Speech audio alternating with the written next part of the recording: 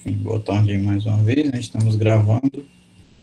Nessa parte a gente volta ao teorema de Hadamard, né? A gente tinha terminado aqui a questão de variedades completas, o teorema de Hopf-Riemann.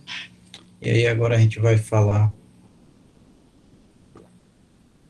desse teorema de Hadamard, né? Que é justamente as variedades que têm curvatura seccional não positiva, né? Ou seja, ela é negativa ou é zero em todos os pontos. Um exemplo disso é o próprio Rn,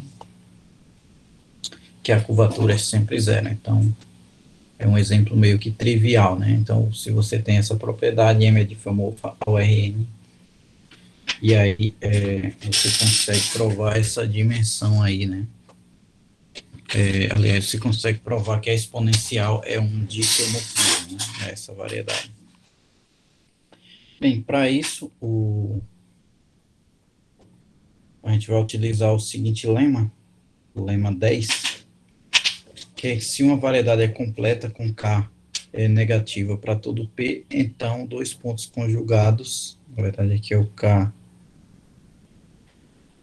menor ou igual a zero, é um diffeomorfismo local, né? Então, o lugar dos pontos conjugados é vazio, conjunto vazio, e em particular a exponencial é um diffeomorfismo local, ou seja, a diferencial dela é sempre não trivial, né? É não singular. Essa prova aqui desse lema vai estar relacionado com os campos de Jacobi, né? Saiu aqui a tela, né? Deixa eu colocar aqui, pessoal.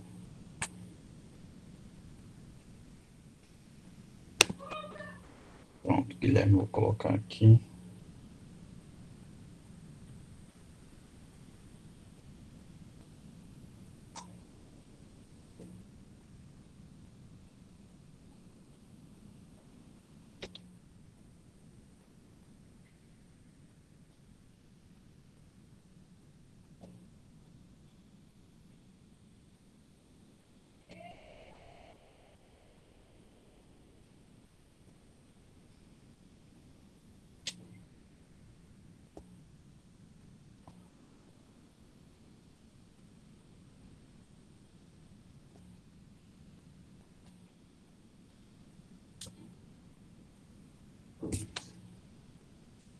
Bom, pessoal, qualquer coisa, vocês avisem aí que tá sem a tela, né?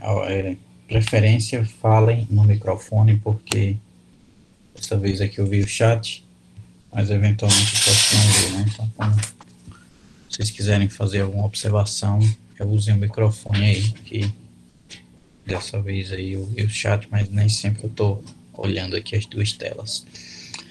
Bem, então, eu acho que a gente estava nesse lema aqui, né? O lema 10, quando parou de compartilhar a tela. E aí a gente vai ver que a exponencial vai ser esse tipo de filomorfismo. Para a gente ter essa propriedade aqui, então a gente vai considerar um campo de Jacobi J não trivial, e não é identicamente nulo, ao longo da geodésica gama, com gama de zero igual a P e J de zero igual a zero. Então, pela hipótese de curvatura, sobre a curvatura e o campo de Jacobi, nós temos essa derivada segunda aqui, vai nos dar essa expressão aqui, né? Basta a gente usar a regra do produto, essencialmente. Isso daqui, por exemplo, você deriva uma vez, você obtém duas vezes J' vezes J. Deriva outra vez, você vai obter os mesmos duas vezes, e aí você vai ter J duas linhas J, mais duas vezes J' ao quadrado, né? Uma J', que eu tenho aqui realmente. Bem, usando a equação de Jacobi, a gente obtém isso daqui, e aí a gente usa a propriedade de que esse campo ele vai ter esse valor aqui pela curvatura seccional, praticamente definição.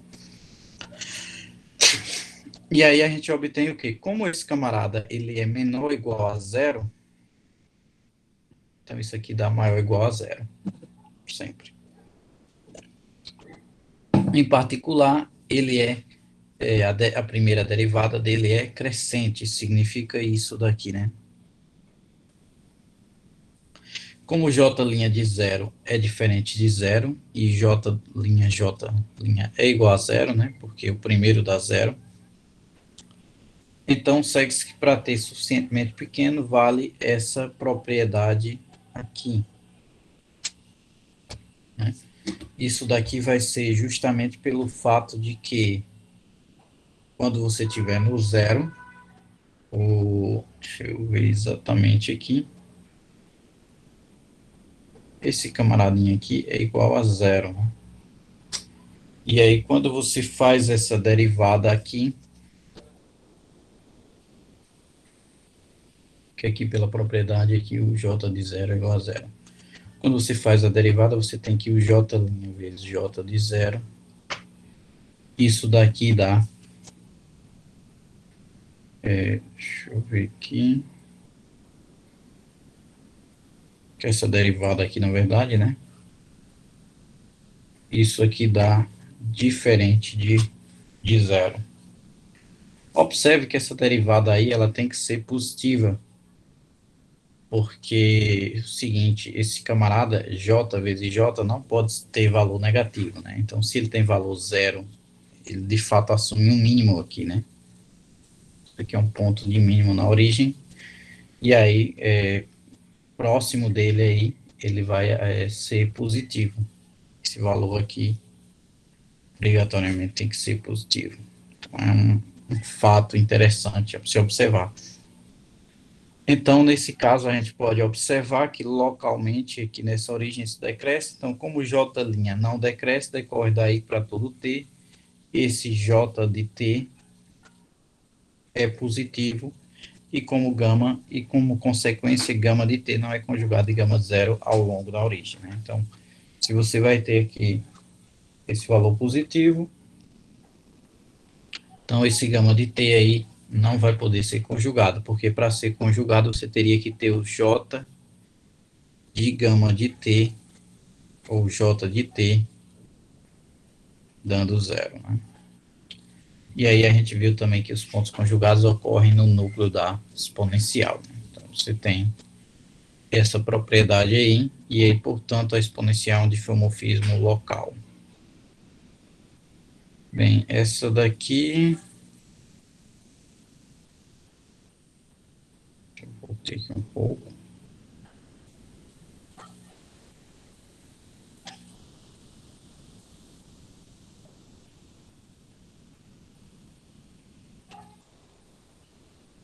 Outro lema aqui que a gente vai trabalhar para usar no teorema de Hadamard é que se uma variedade é completa e é um difeomorfismo local, seja o caso da exponencial, em N, que possui a seguinte propriedade: para todo T, para todo P e todo V, você tem isso daqui. Ali tinha maior ou igual, certo? Na verdade, aqui, então F é uma aplicação de recobrimento, certo? Então aqui você pode ter uma constante também, né? Que apesar de estar escrito com a identidade, mas você pode ter obrigatoriamente uma constante C onde C é positivo, né? Quem é da análise sabe que essa propriedade se chama coerciva, né? Ou seja, quando a gente tem essa propriedade aí, o nosso resultado. Bem, aqui esse recobrimento vai estar lá no livro do Manfredo, eu creio que é um livro do Manfredo sobre topologia de recobrimento. E lá deve ter na página, ele coloca até a página aqui, né? Então, detalhes foge um pouco do escopo, então a gente não vai se aprofundar nisso, mas enfim. Então, basta ver que para ser um recobrimento, F possui a propriedade de levantar arcos, né? Então, vamos usar, digamos, essa como definição. Dada uma curva nesse contexto aqui, né?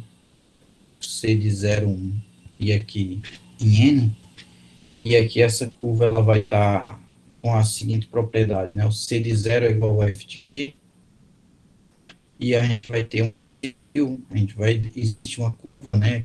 Na verdade é uma afirmação, né? A gente vai provar que existe essa curva C que seria o levantamento dela, seguinte, com C0 C barra de 0 igual a Q, e a F bola C é igual a, aliás, bola C barra é igual a própria C. Então, para provar o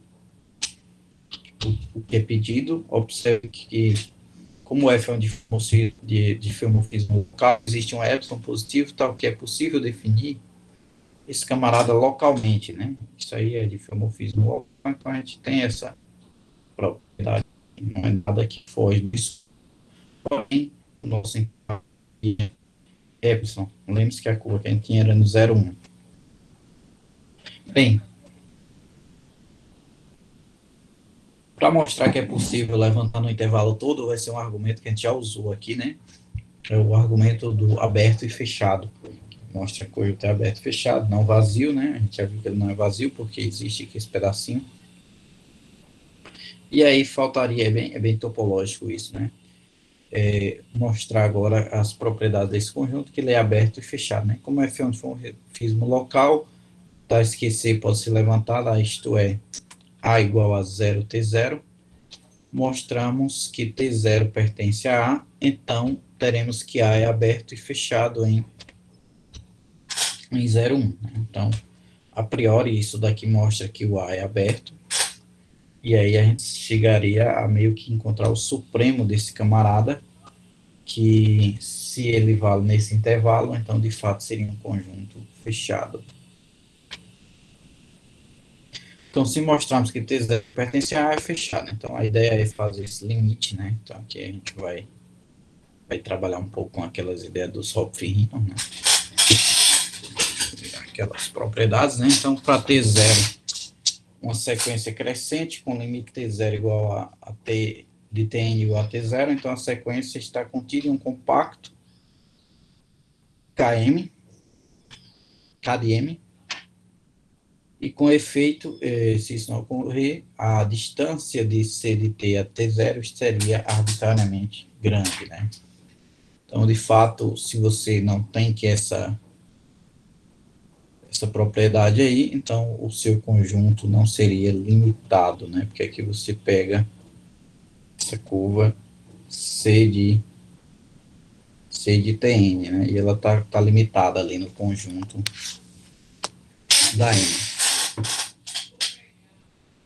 E aí, por hipótese, o que a gente vai ter? Esse comprimento aqui, né? Que seria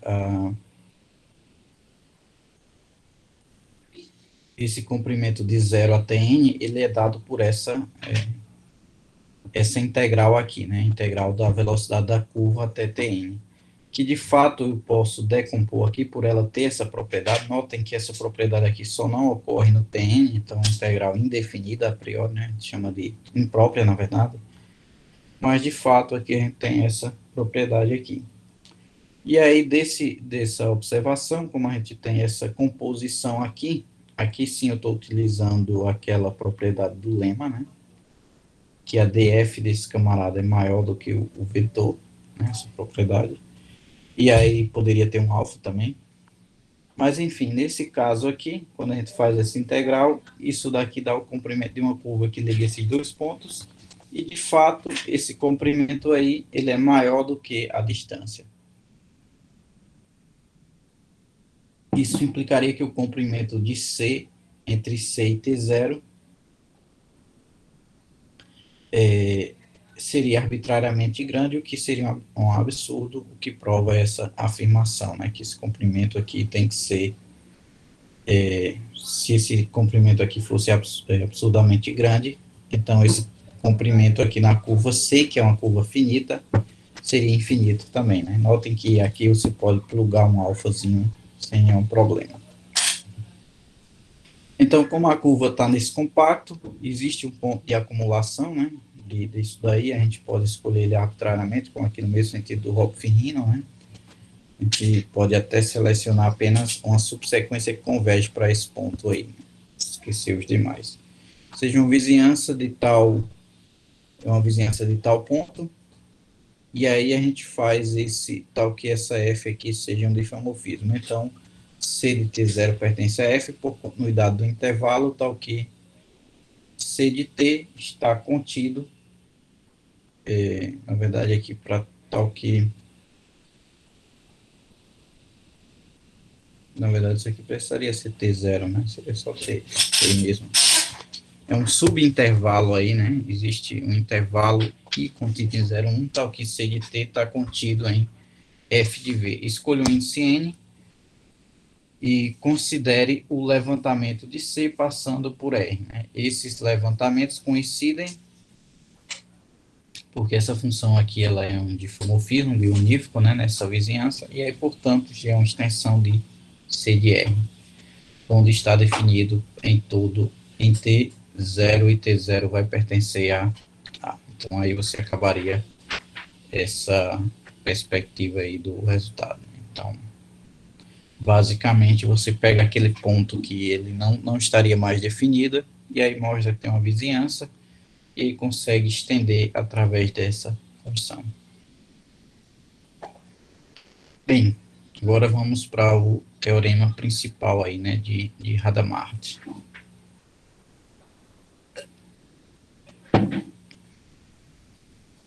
Então, como M é completa, a exponencial está bem definida para todo P e é sobrejetiva, né, pelo Hopf-Rino, né, e pelo lema de anterior, ela é um difeomorfismo local, né, o anterior é isso daqui. Isso permite uma métrica em Tm de modo que a exponencial seja uma isometria local. Tal métrica é completa, pois as geodésicas Tm passando pela origem são retas, então você vai ter essa... E aí você vai ter o teorema de Hopf-Rino aí, né, 1 implica 4, né, então se o camarada é geodesicamente completo, então ele é completo, né. Então, e pelo lema 11, exponencial de t é uma aplicação de recobrimento, né, o lema exatamente anterior. Então, nesse caso aqui, ela vai ser completa. Então, os dois principais resultados são, de fato, esses lemas aí, e aí o Hopf-Rino sai como uma consequência desses lemas específicos, né. E aí, em particular, uma variedade riemanniana é completa e simplesmente conexa, possui um polo, então F é difomorfo ao Rn. Na verdade, aí a questão do polo é que a gente estava falando de curvatura seccional não positiva, mas bastava que você tivesse uma questão de ela ter um polo, né, um ponto onde a exponencial não tem, um ponto que não tenha pontos conjugados, né, possa definir a exponencial. A esfera não recai nisso, porque na esfera você vai ter aqui o polo norte e o polo sul conjugado um do outro, e aí a exponencial aqui deixaria de ser injetiva, a diferencial dela. Porém, se você tem que a exponencial é um polo, ou seja, você não tem pontos conjugados, o cut locus é vazio, então você se trata da variedade Rn, né? Se é difomorfo ao Rn, é o Rn como variedade. Não é como variedade riemanniana, porque aí tem a métrica, e aí a métrica é diferente, porém, como variedade é o próprio Rn. Bem, então, dito isso, a gente passa, digamos, para o próximo capítulo, né, encerrando aí essa parte desse capítulo aí de Hopf-Rino e Teorema de Hadamard, né? Então, a gente tem essa propriedade das completas e difomorfas ao Rn. A gente vai usar ainda essas consequências e vai aos espaços de curvatura constante, né? A gente já viu que o Rn, a curvatura é 0, e já viu também que a esfera, a curvatura é 1. Agora falta um espaço aí, que é o plano de Lobachevsky, ou espaço hiperbólico, né? Onde tem a principal geometria não euclidiana, né? Que aí você tem, quando descobriram as geometrias euclidianas e não euclidianas, você tinha os postulados aí de Euclides, né? Dá 2 pontos, existe uma reta, se não me engano, esse é o postulado 1, postulado 2. Uma reta, ela pode ser prolongada indefinidamente. Postulado 3 é dado um ponto e um raio, né? Aqui existe um círculo que tem esse ponto e esse raio, e o postulado 4 é que dado que todos os ângulos retângulos são congruentes. Meio que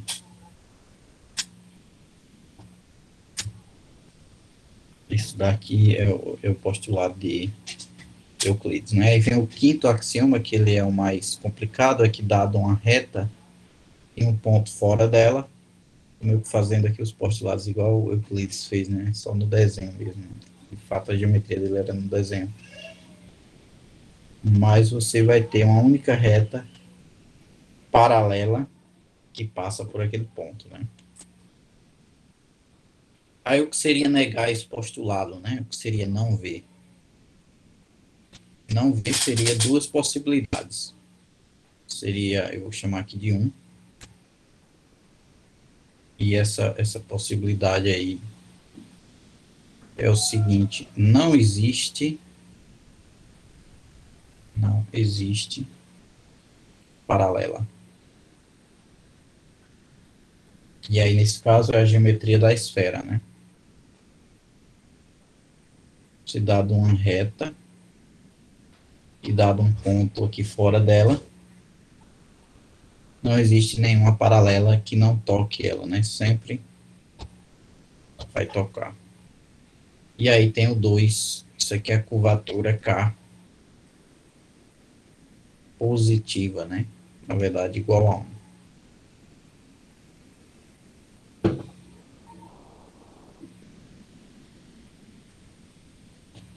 Aí você vai ter que meio que outra propriedade, que seria ao contrário de existir uma reta, na verdade aqui existe uma única reta, existe mais de uma, né?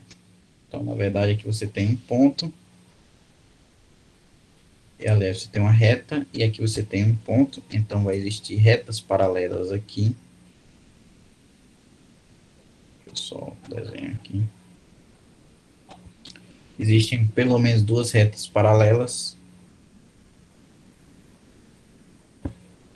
porque se existisse só uma, seria o caso anterior. É claro que isso aí poderia ser negado em alguns pontos, mas as geometrias, como eu disse, as geometrias euclidianas ou não euclidianas, elas, por essas propriedades aqui, elas têm de ser coisas homogêneas, certo? O que acontece num ponto, acontece em geral em todos os pontos. Por isso que a gente trabalha com espaço de curvatura constante aqui, para imaginar as retas dessas geometrias aqui. E aí, pessoal, nesse caso aqui, todas as retas que tiverem interiores a essas aqui também vão ser paralelas. Então, um resultado interessante é que se existem duas, então existem infinitas, né? Essas retas aqui, elas são paralelas no espaço. Aqui a gente chama de Sn. Mas aqui a gente vai chamar de Hn. E aqui a curvatura é igual a menos 1. Espaço hiperbólico, né? Pra saber.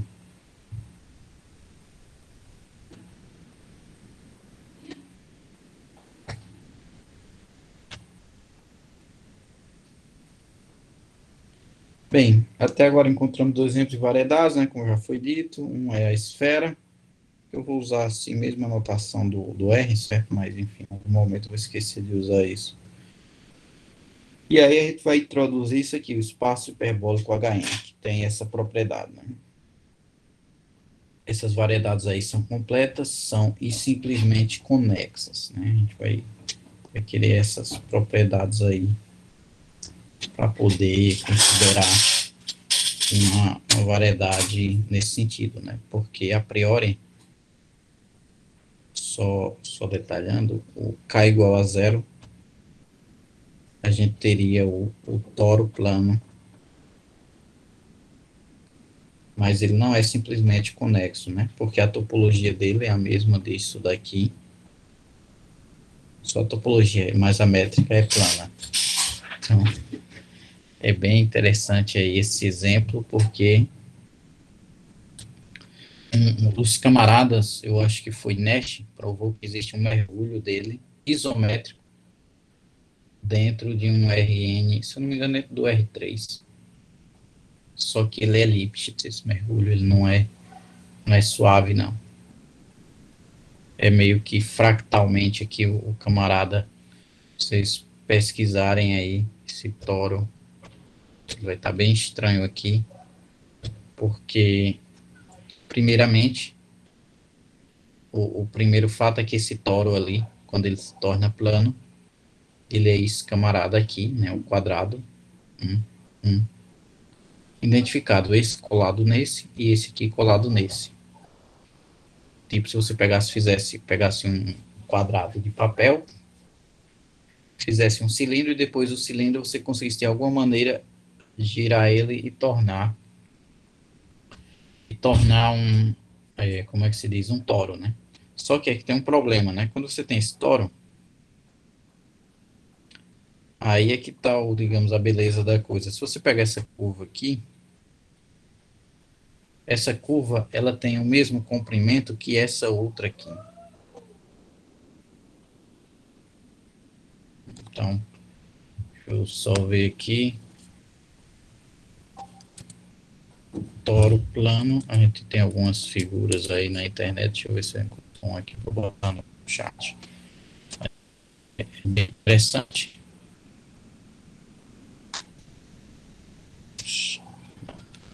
Parece mais.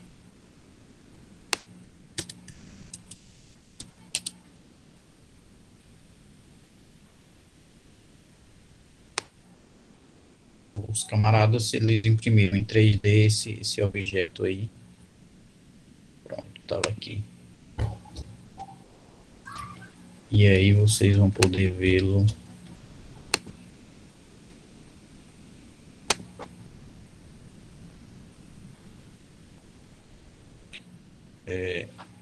Tem várias. Só colocar toro plano e mesh, né? Se você colocar toro, aparece um carro. Isso aqui foi inclusive o Instituto Francês que fez essa façanha aqui. Mas aí vocês vão ver essas imagens aí de como é que ele faz esse objeto, né? Deixa eu ver aqui. Eles chamam de gineste, né? Um toro flat. Não é flat, mas é bem interessante aí a geometria desse objeto. Deixa eu ver aqui se eu consigo.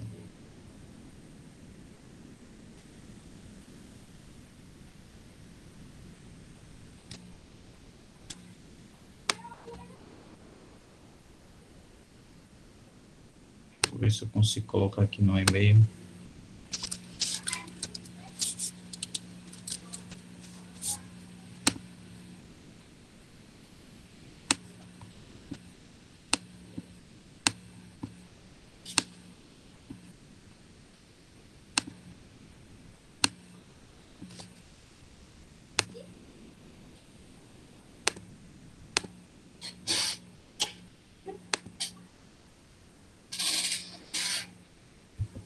Pronto. Enfim, nesse caso, esse objeto, né? Então ele vai ter essa propriedade, porém ela não é naturalmente mergulhado suavemente, né? Você consegue ter essa propriedade localmente. Bem, então nesse caso, essas variedades aí do RN, o principal resultado é que as variedades simplesmente conexas com curvatura seccional constante são apenas essas aqui, né? SN, essas aqui, né?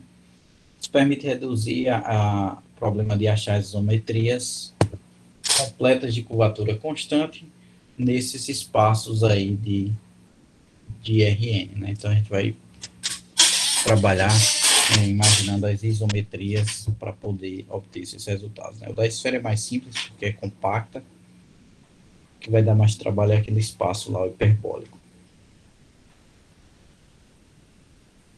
Ó, isso daqui tudo bem que ele diz que usa isso aí para curvatura seccional constante, mas vocês podem lembrar que o R de XY, Z era igual a C vezes, a gente tinha aqui X, Z, se eu não me engano, Y menos X, no caso aqui, Y, Z, X. Com esse espaço, claro que ele vai representar aí curvatura constante, seria isso, ou a curvatura de Gauss constante, que é equivalente, né? Então, significa as duas coisas. Se esse R satisfaz isso daqui, significa que ele tem a curvatura de Gauss, a curvatura seccional constante. Se tem a curvatura seccional constante, satisfaz isso aqui também, a equivalência, né? Bem, então, uma ideia aqui que a gente vai entender pelas isometrias do hiperbólico, né? Saber as orosferas e hiperesferas, saber essas superfícies importantes aí, mas a gente vai ver isso aí mais para frente, né? Eu tenho um exercício aqui também interessante para vocês, exercício 6, calcula as curvaturas médias e seccionais de tais hipersuperfícies, né? São subvariedades. Então, vamos começar aqui o teorema de Cartan. Interessante isso aqui, que o meu aluno do PIB que estava fazendo uma apresentação hoje para o ENIC, né? Estudou isso aqui na iniciação dele. Mas, enfim, aqui a ideia é que se você tem uma variedade, duas variedades de mesma dimensão e sejam esses pontos, aqui tem um tio também, escolha essa isometria linear e uma vizinhança normal, tal que F está definida, e aí nessas vizinhanças a gente define esse camaradinho aqui, exponencial. Nessas vizinhanças ela vai estar bem definida, né, porque a exponencial é um difomorfismo localmente. E a gente vai saber até quais as vizinhanças, né? Por exemplo, na esfera a gente pode ir até o polo norte, até exclusive, né? E aqui a gente vai indicar também, né, uma outra geodésica normalizada, o transporte paralelo ao longo de gama de T, né? Então, nesse caso, a nossa outra função que a gente vai utilizar é o transporte paralelo, inclusão, e aí a volta para T, né? E aí a gente consegue no teoremas aí de Cartan, né, que, enfim, foge um pouco do escopo, mas é que com as notações acima, se você tiver dois vetores, né, nesse caso aí x, y, z, aliás, x, y e v, nesse espaço tangente, então você vai ter essas propriedades aqui, né, de R restrita a x, y, z, e aí você vai ter que essa curvatura aqui também é dada por essas expressões aqui, né, onde de fato a curvatura então, se a gente tiver essa igualdade aqui, então a F é uma isometria local, né? Então, esse teorema diz que se você preserva a curvatura, então, de fato, você tem uma isometria local. E a recíproca, se você tem uma isometria local, então você tem a mesma curvatura, porque localmente, pelo menos ali, o seu objeto são o mesmo, certo? Se você, a curvatura, ela não é um ente global, né? Você mede num espaço tangente e aí pega uma vizinhança e faz aquelas derivadas, mas aí não é um ente que você pode extrapolar para toda a variedade. Então, se você tem uma isometria apenas local, a curvatura vai ser a mesma. E aí, nesse sentido, né? Então, a sua isometria ela vai ser preservada com esses objetos aí. Bem, aqui a gente vai colocar um esboço aqui da prova rapidamente, mas enfim, não vamos se aprofundar tanto, né? Então, você pegaria essa curva normalizada, e aí você tem que o gama de zero é P, gama de de T é igual aqui, né, aquele velho produto, e seja J um campo de Jacobi ao longo dessa curva, com essas propriedades aqui, né, no caso, J de L igual a V, que é uma linha base ortonormal. A gente vai provar que essa isometria ela ocorre nos campos de Jacobi, e aí, portanto, vai ocorrer na variedade toda. Bem, de fato, aqui o campo de Jacob vai estar com essa expressão, e por ser campo de Jacob, essa igualdade aqui. E agora, sendo uma geodésica normalizada, a gente vai ter essa expressão aqui, o J de T ao longo dessa curva vai ser dado por esse daqui, né? Ou seja, o campo ao longo, na verdade, a gente vai mostrar que esse campo é o campo de Jacob da outra variedade, né? De fato, então, pela linearidade ocorre. Então, como hipótese, a gente tem isso daqui. Então, de fato, de ter essa igualdade aqui, a gente vai ter a mesma igualdade na derivada segunda. E aí, de fato, o campo vai ser de Jacobi, né? Porque justamente isso aqui vai nos fornecer a propriedade do campo ser de Jacobi. E aí, a gente tem essa igualdade também de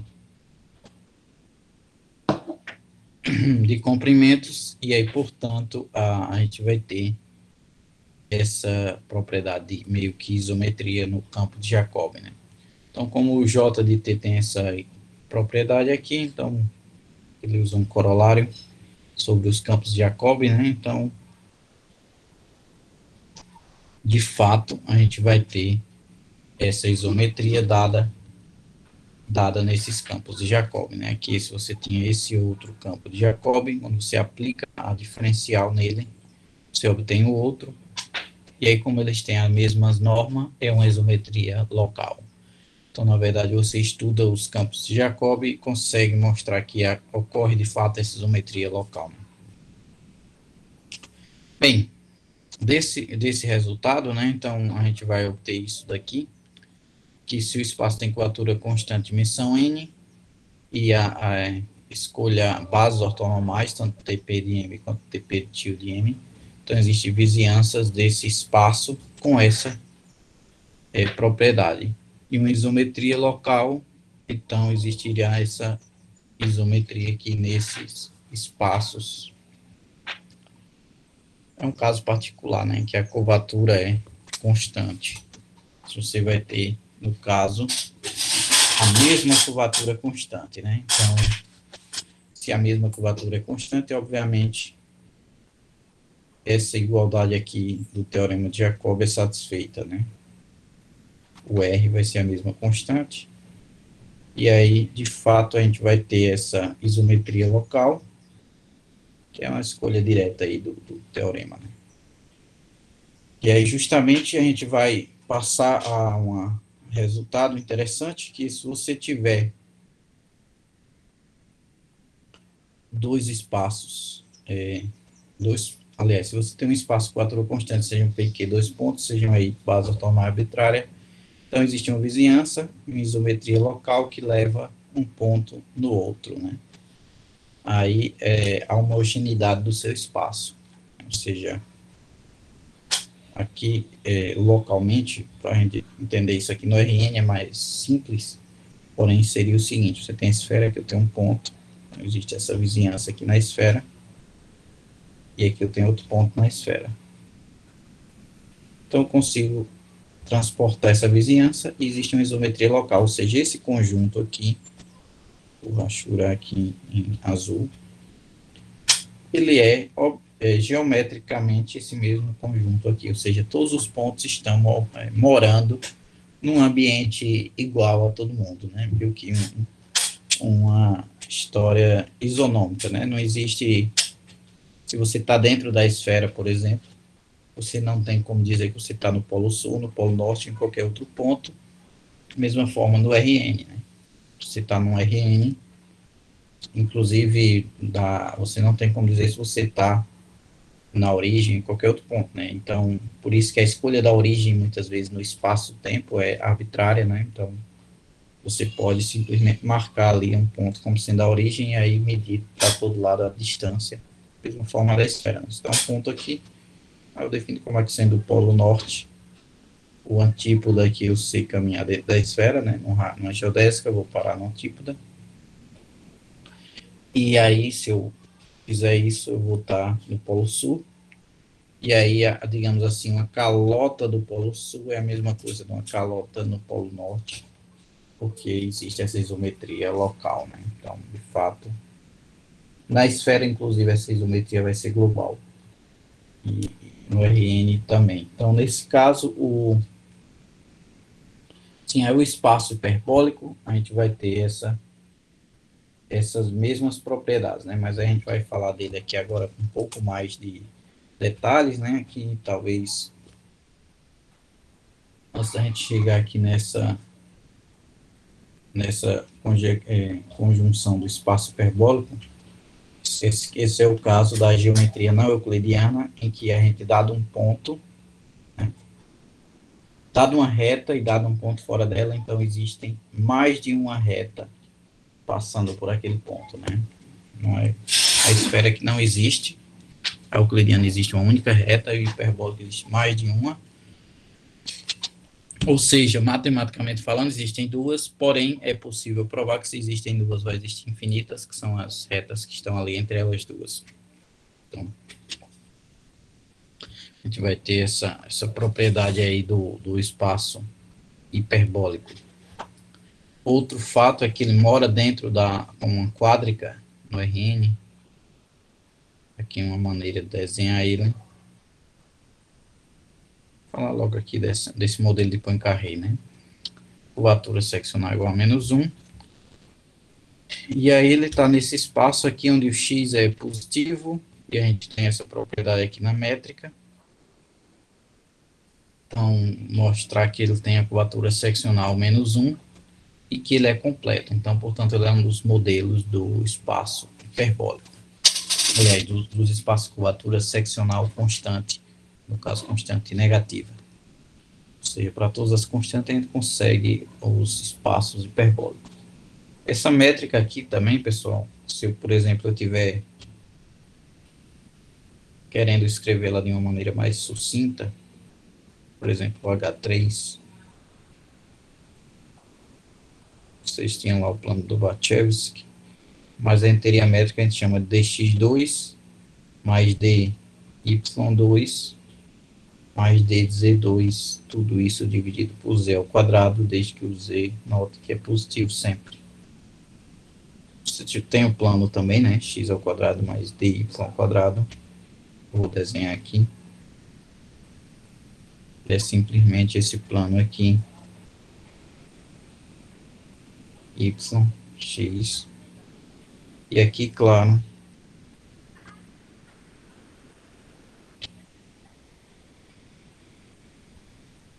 ele não inclui essa origem, né?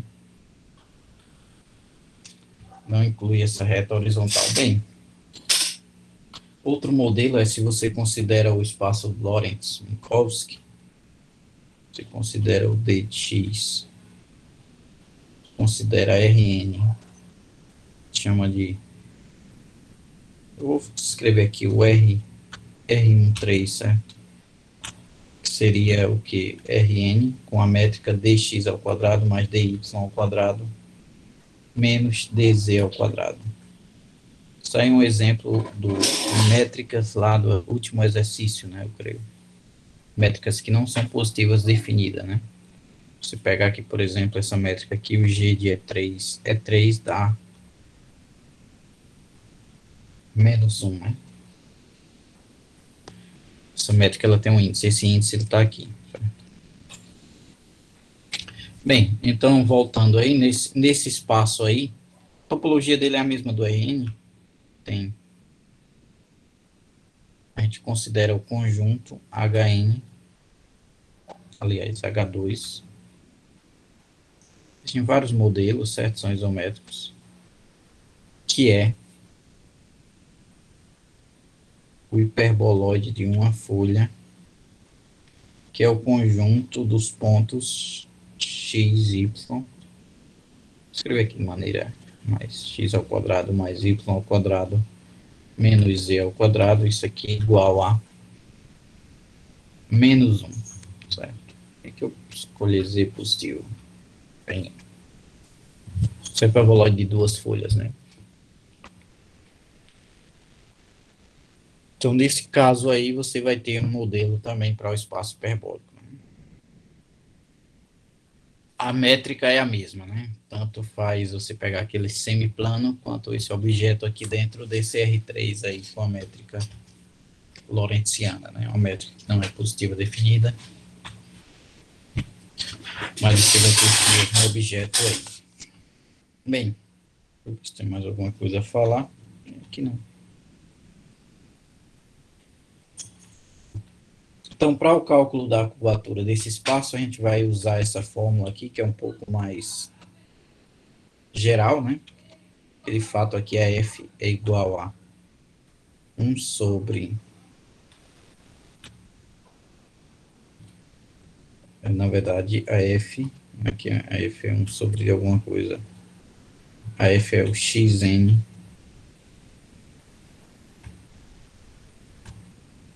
né?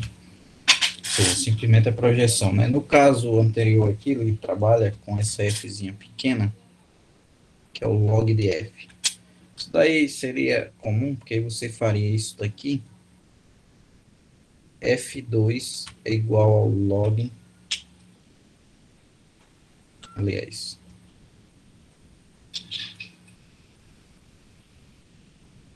F é igual ao log de F, então você leva tudo a F, isso aqui fica exponencial de F, é igual a F.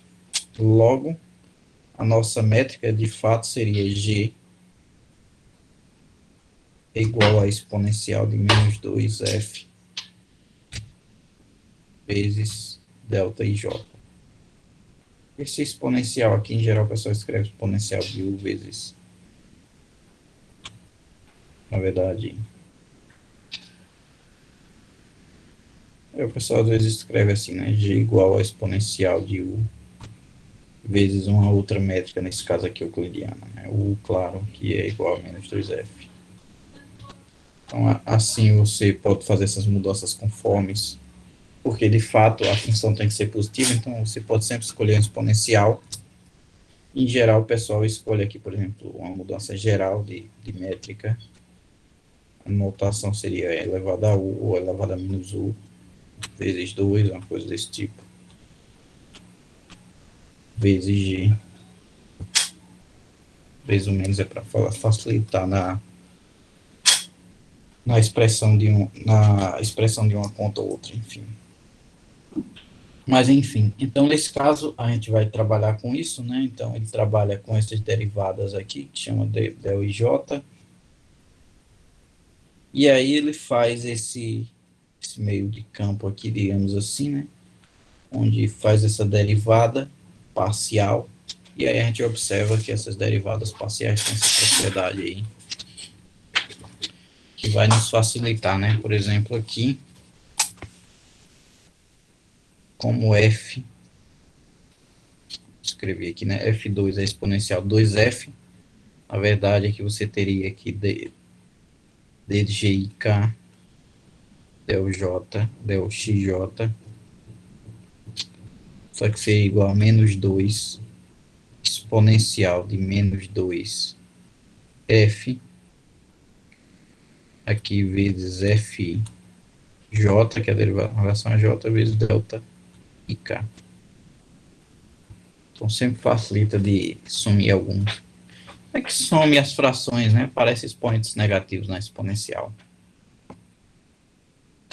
Bem, e aí, como a gente tem essas derivadas parciais aí, ele simplesmente já tem essa conta feita ali, né? Só fazer a substituição direta aqui.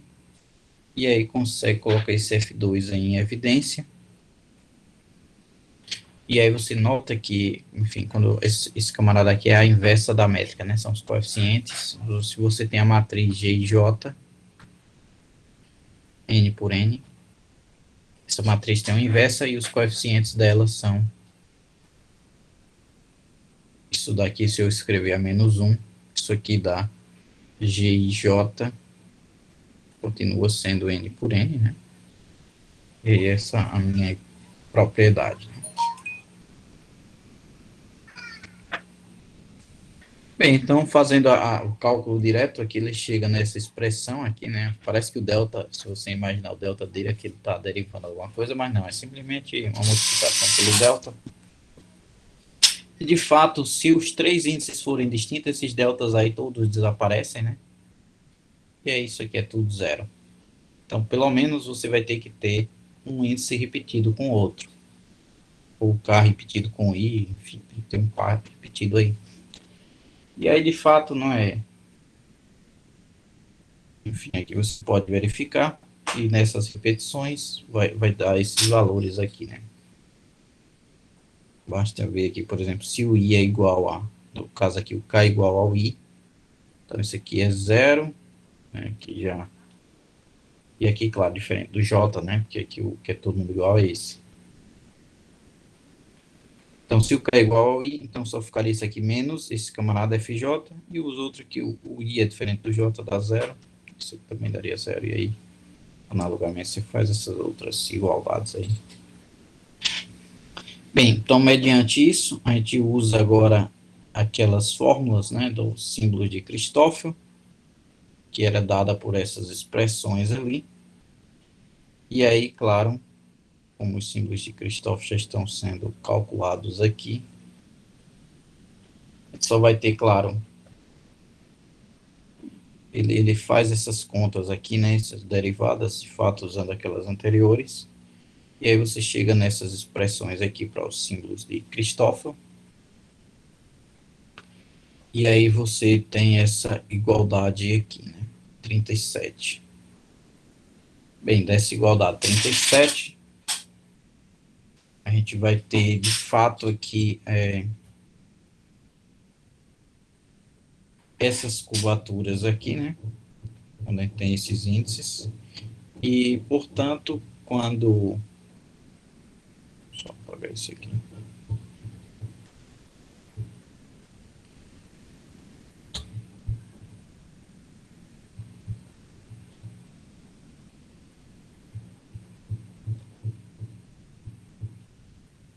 Você fizer essa substituição aqui para a curvatura seccional, a gente vai ter esse KI.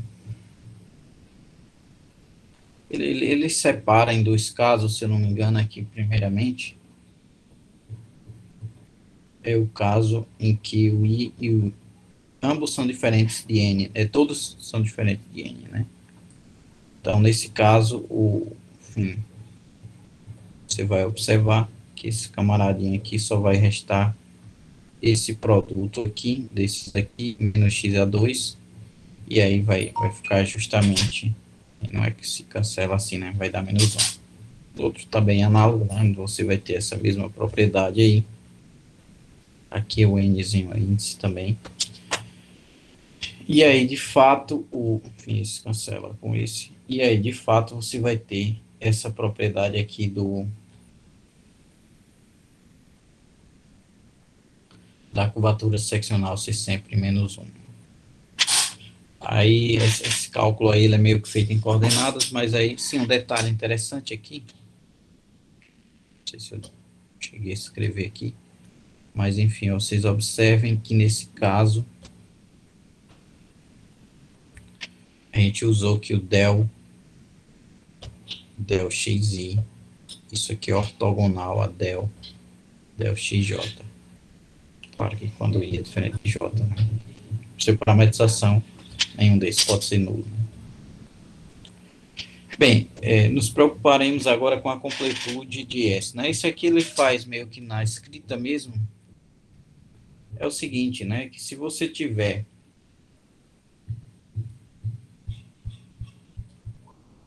como é que seria a geodésica desse espaço, né? Que, primeiramente, você vai ter uma observação bem interessante, né? É que se você tiver uma geodésica, ela vai ser contida num plano, numa coisa no hiperplano. Poderia não ser, né? O negócio poderia estar tão distorcido aí que ela não estivesse contida num hiperplano. Mas, de fato, aí nesse modelo do semi-espaço, elas estão contidas, e o motivo é muito simples, é o seguinte: se você tem um espaço aqui, né? e eles estão, se você tem dois pontos P e Q, e eles estão contidos em uma reta vertical, então, de fato, essa reta vertical, ela está contida em um plano, e aí você passa a estudar aqui o espaço de Lobachevsky, né? Que é do semi-espaço de Poincaré, né? Então, necessariamente em dimensão n. E aí, de fato, ela é geodésica ali, e aí, portanto, você consegue mostrar que, de fato, também vai ser geodésica no outro, né? Que não tem as curvas que sairiam eventualmente desse plano para acrescentar um comprimento maior. Bem, se essas curvas não são tangentes, aliás, não são verticais, se esses pontos não estão um em cima do outro, né, ou seja, verticalmente ligados para um segmento de reta, estão assim, por exemplo, então existe um círculo, né, obrigatoriamente, que passa pelos dois pontos e aqui interceptam ortogonalmente, né. Notem que esse caso é o limite, né, que esse círculo ele tem raio infinito, quando esses dois pontos vão tendendo a ser verticais, formar um segmento vertical, cada vez mais esse segmento tende a infinito. E aí esse plano, ele de fato degenera, né? Aliás, esse círculo degenera e se transforma em uma reta vertical. E aí formam as geodésicas desse plano, né?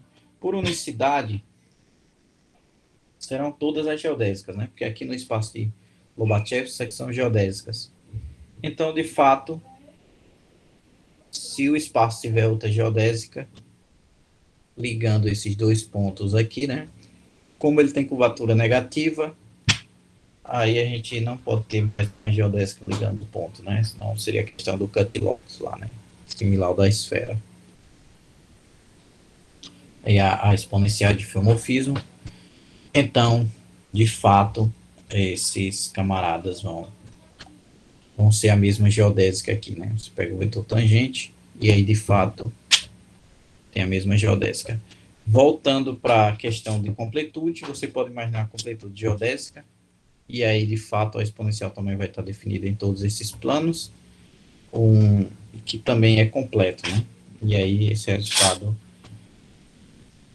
decorre daí que basta observar desse exemplo aqui, que também seria completo, né? Esse exemplo aqui é o H2, certo? E aí a gente teria esse resultado de maneira geral para esse espaço, e aí as geodésicas são os círculos que interceptam ortogonalmente o piso, né, o plano horizontal xn igual a zero, ou seja, que o centro está nele, né, semicírculo, na verdade, ou são retas verticais, que na verdade são círculos desse tipo, só que degenerados, né. Bem, o próximo teorema, que a gente, enfim, isso aqui eu vou deixar para a próxima aula, a gente já viu bastante coisa hoje, mas é que se uma variedade é completa, de curvatura seccional constante, ela é simples, então o recobrimento é universal, m barra de m, ou seja, o camarada que é simplesmente conexo, com a métrica do recobrimento é isométrico A. Só tem esses três camaradas aqui para você trabalhar, não tem outro não. Então, de fato, essas são as únicas formas espaciais. Claro que de curvatura, se a curvatura for menos, digamos, menos C2, então a gente vai ter o que a gente chama de HN de C. Na verdade, HN de 1 sobre C. Que RN e RN não muda. Se você, o interessante do RN é que você fizer ampliações nele ou contrações, continua sendo o mesmo, né? Aqui não, aqui muda. Se você fizer uma homotetia, ou seja, uma função psi, na verdade é uma função, pode ser o mesmo espaço, porém você muda a métrica, né? O G de R, o G, digamos, o gentil mesmo, né? igual a constante vezes o G, C positiva, na verdade, eu vou colocar um sobre C positiva, então aí vai mudar se for o hiperbólico muda, se for a esfera também muda o raio, e aqui a gente chama de SN também, de 1, na verdade aqui R, né, sobre R, o raio vai estar modificado. Então, por hoje, a gente vai para a próxima, a gente vê aqui o detalhe desse teorema e continua no nosso cronograma. Eu creio que a gente não vai. Deixa eu ver aqui. A data para terminar é dia 3 de dezembro, né? A gente vai fazer aqui esses conteúdos, alguns vão fugir um pouco do escopo, mas a gente vai fazer os principais e aí a avaliação faz lá no dia 3, como estava marcada, né?